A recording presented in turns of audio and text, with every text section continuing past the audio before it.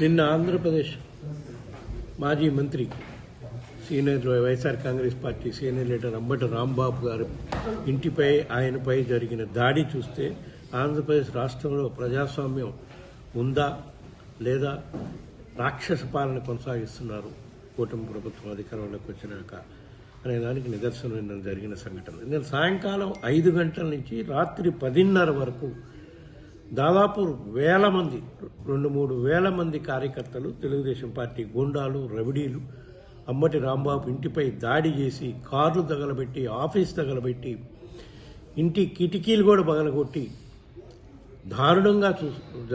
దారుణ చర్య జరుగుతుంటే పోలీసులు ప్రేక్షక పాత్ర పోషిస్తున్నారు. అంటే పోలీసు ఉన్నారు అక్కడ.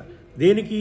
దాడిని సక్రమంగా జరిగేటట్టు చూడటానికి కానీ ప్రొటెక్షన్ ఇవ్వడానికి కాదన్నది రుజువైంది నిన్నటి సంఘటనతో.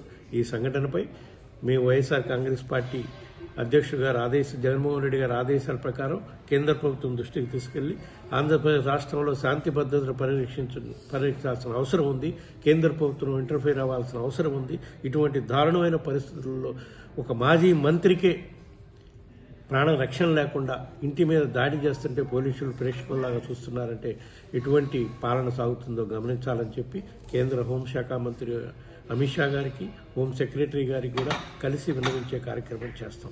ఇటువంటి సంఘటనలు మళ్ళా జరగకుండా ఉండాలంటే కేంద్ర ప్రభుత్వం చర్యలు తీసుకునే కార్యక్రమం చేయాలి అని చెప్పి వైఎస్ఆర్ కాంగ్రెస్ పార్టీ నుంచి మేము డిమాండ్ చేస్తున్నాం.